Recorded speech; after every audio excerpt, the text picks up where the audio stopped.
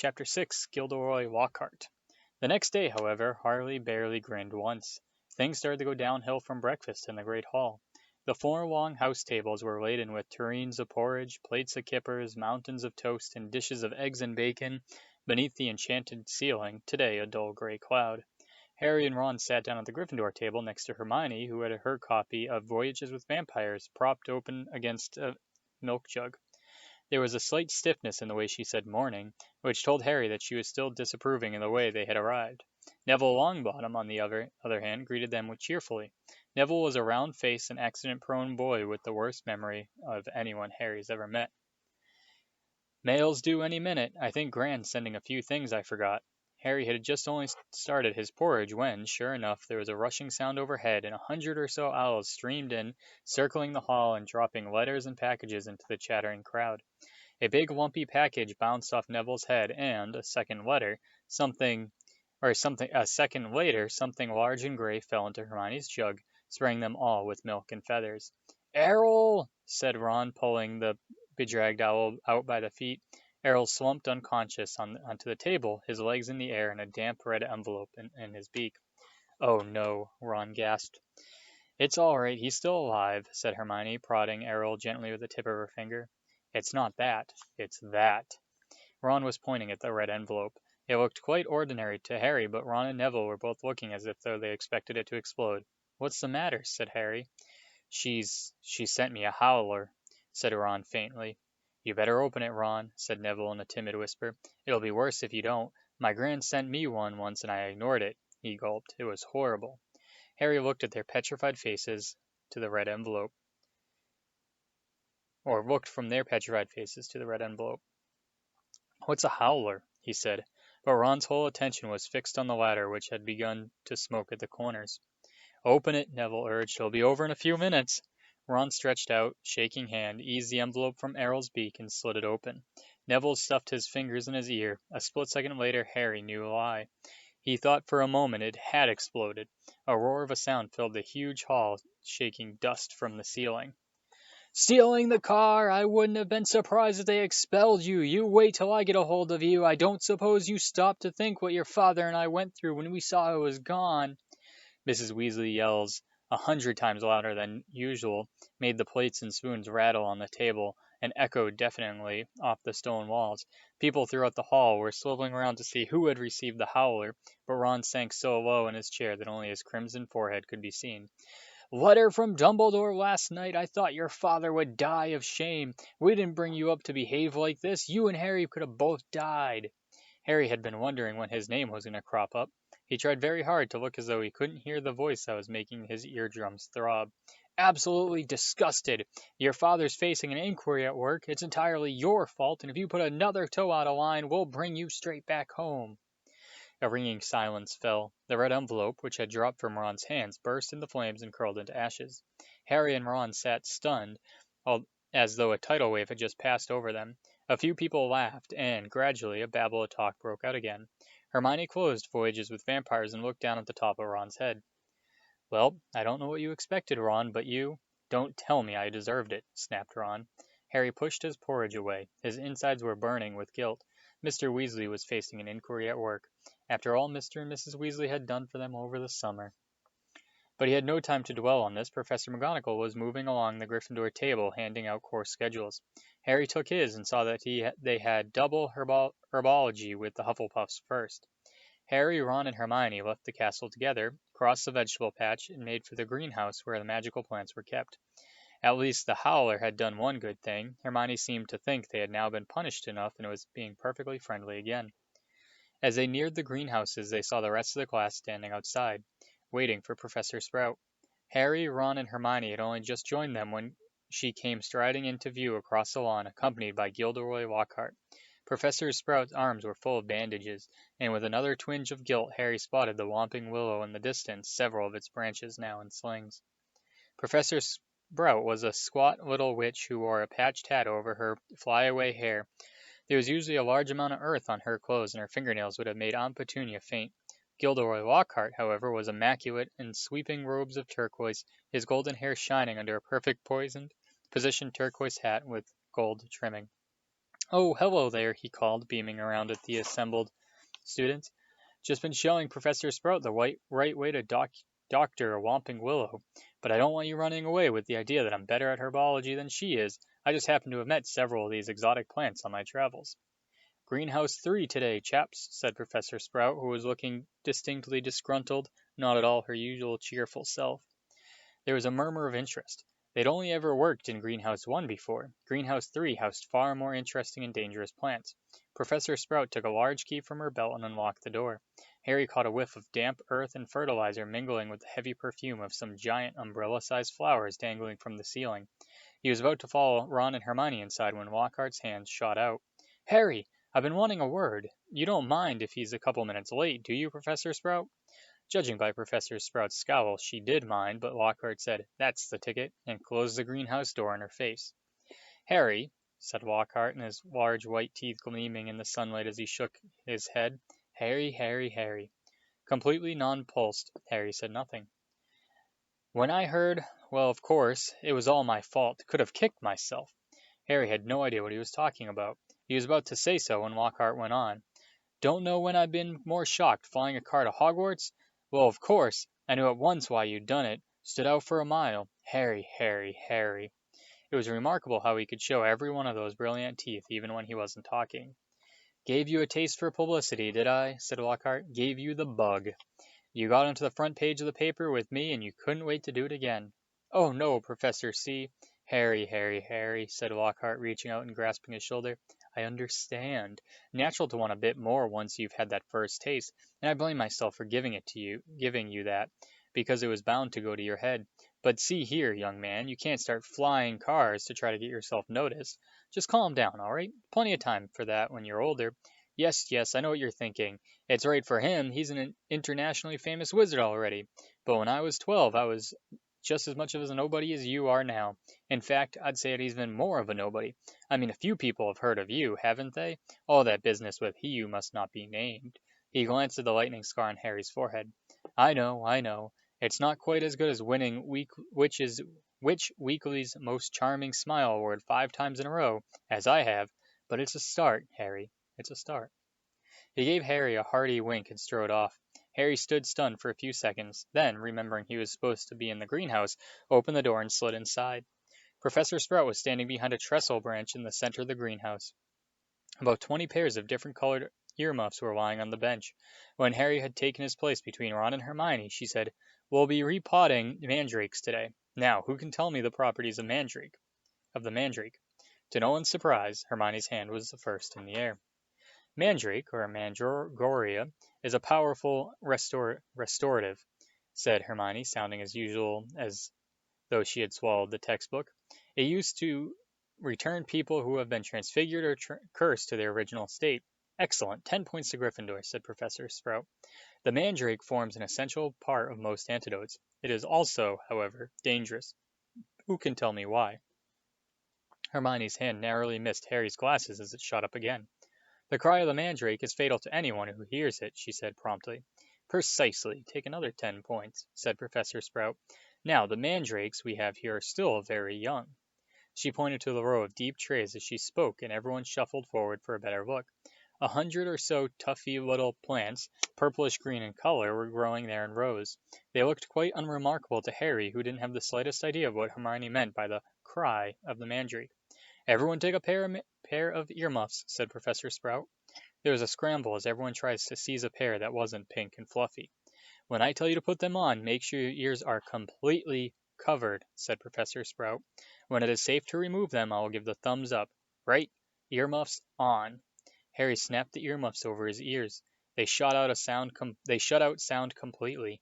Professor Sprout put the pink fluffy pair over her own ears, rolled up the sleeves of her robes, grasped at one of the tufty plants firmly, and pulled hard. Harry let out a gasp of surprise that no one could hear. Instead of roots, a small, muddy, and extremely ugly baby popped out of the earth. The leaves were growing right out of its head. He had pale green, molted skin, and was clearly bawling at the top of his lungs. Professor Sprout took a large plant pot from under the table and plunged the mandrake into it, burying him into a dark, damp, compost until only the tuft leaves were visible. Professor Sprout dusted off her hands, gave them all the thumbs up, and removed her own earmuffs. As our mandrakes are only seedlings, their cries won't kill yet, she said calmly, as if she has just done nothing more exciting than water a begonia. However, they will knock you out for several hours. As I'm sure none of you will want to miss your first day back, make sure your earmuffs are securely in place while you work. I will attract your attention when it is time to pack up. 4 to a tray. There's a large supply of pots here, compost in the sacks over there, and be careful of the venomous tarantula. It's teething. She gave a sharp slap to a spiky dark red plant as she spoke, drawing it or making it draw on the long feelers that had been inching sneakily over her shoulder. Harry, Ron, and Hermione were joined at their tray by a curly-haired Hufflepuff boy Harry knew by sight, but had never spoken to. Justin Finch Fletchy, he said brightly, shaking Harry by the hand. Know who you are, of course, the famous Harry Potter, and you're Hermione Granger, to always top in everything. Hermione beamed Hermione beamed as she had her hand shaken too. And Ron Weasley, wasn't that your flying car? Ron didn't smile. The howler was obviously still on his mind. That Lockhart's something, isn't he? Said Justin happily as they began filling their plant pots with dragon dung compost. Awfully brave chap. Have you read his books? I'd have died of fear if I had been cornered in a telephone booth by a werewolf, but he stayed cool and zap, just fantastic. My name was down for Eton, too, you know. Can't tell you how glad I am I came here instead. Of course, Mother was slightly disappointed, but since I made her read Lockhart's book, I think she's begun to see how useful it will be to have a fully trained wizard in the family. After that, they didn't have much chance to talk. Their earmuffs were back on, and they needed to concentrate on the mandrakes. Professor Sprout had made it look extremely easy, but it wasn't. The mandrakes didn't like coming out of the earth, but it didn't seem to want to go back into it either. They squirmed, kicked, flailed their sharp little fists, and gnashed their teeth. Harry spent 10 whole minutes trying to squash a particularly fat one into a pot. By the end of the class, Harry, like everyone else, was sweaty, aching, and covered in earth. Everyone trapezed back to the castle for a quick wash, and then the Gryffindors hurried off to Transfiguration. Professor McGonagall's class were always hard work, but today they were especially difficult. Everything Harry had learned last year seemed to have leaked out of his head during the summer. He was supposed to be turning a beetle into a button, but all he managed to do was give his beetle a lot of exercises as it scuttled over the desk, avoiding his wand. Ron was having far worse problems. He had patched up his wand with some borrowed spello tape, but it seemed to be damaged beyond repair. It kept cracking and sparkling at odd moments, and every time Ron tried to transfigure his beetle, it engulfed him in thick gray smoke that smelled of rotten eggs. Unable to see what he was doing, Ron accidentally squashed his beetle with his elbow and asked for a new one. Professor McGonagall was not pleased. Harry was relieved to hear the lunch bell. His brain felt like a wrung sponge. Everyone filed out of the classroom except him and Ron, who was still whacking his wand furiously on the desk. Stupid, useless thing. Write home for another one, Harry suggested as the wand let out a volley of bangs like a firecracker. Oh yeah, and get another howler back, said Ron, stuffing the now hissing wand into his bag. It's your own fault you got your wand snapped. They went down to lunch, where Ron's mood was not improved by Hermione showing them the handful of perfect coat buttons she had produced in Transfiguration. What have we got this afternoon? Said Harry, hastily changing the subject. Defense against the dark arts, said Hermione at once. Why? Demanded Ron, seizing her schedule. Have you outlined all of Lockhart's lessons in little hearts? Hermione snatched the schedule back, blushing furiously. They had finished lunch and went outside in an overcast courtyard. Hermione sat down on a stone step and buried her nose in Voyages with Vampires again. Harry and Ron stood talking about Quidditch for several minutes before Harry became aware that he was being closely watched. Looking up, he saw the very small, mousy-haired boy he'd seen trying on the Sorting Hat last night, staring at Harry as if though transfixed. He was clutching what looked like an ordinary Muggle camera, and at the moment Harry looked at him, he went bright red. All right, Harry? I'm Colin Creevey, he said breathlessly, taking a tentative step forward. I'm in Gryffindor, too. Do you think it would be all right if... Can I have a picture? He said, raising the camera hopefully. A picture? Harry repeated blankly. So I can prove I met you, said Colin Creevey, eagerly edging further forward. I know all about you. Everyone's told me. about how you survived when you-know-who tried to kill you and how he disappeared and everything, and how you still got a lightning scar on your forehead. His eyes raked at Harry's hairline. And a boy in my dormitory said if I develop the film in the right position, the pictures will move. Colin drew a great shuddering breath of excitement and said, "It's amazing here, isn't it? I never knew all the odd stuff I could do with magic till I got a letter from Hogwarts. My dad's a milkman, he couldn't believe it either. So I'm taking loads of pictures to send home to him. It'd be really good if I had one of you." He looked imploringly at Harry. "Maybe your friend could take it and I can stand next to you, and then you could sign it." "Signed photos? You're giving out signed photos, Potter?" Laughing and scathing, Draco Malfoy's voice echoed around the courtyard. He had stopped right behind Colin, flanked, as if he always was at Hogwarts, by his large and thuggish cronies, Crabbe and Goyle. "Everyone line up!" Malfoy roared to the crowd. "Harry Potter's giving out signed photos." "No, I'm not," said Harry angrily, his fists clenching. "Shut up, Malfoy. You're just jealous," piped up Colin, whose entire body was as thick as Crabbe's neck. "Jealous?" said Malfoy, who didn't need to shout any more. Half the courtyard was listening in. "Of what? I don't want a foul scar right across my head, thanks. I don't think getting your head cut open makes you that special myself." Crabbe and Goyle were snickering stupidly. "Eat slugs, Malfoy," said Ron angrily. Crabbe stopped laughing and started rubbing his knuckles in a menacing way. "Be careful, Weasley," sneered Malfoy. "You don't want to start any trouble or your mommy will have to come and take you away from school." He put on a shrill, piercing voice. "If you put on another toe out of line." A knot of Slytherin fifth years nearby laughed loudly at this. "Weasley would like a signed photo, Potter," smirked Malfoy. "It'll be worth more than his family's whole house."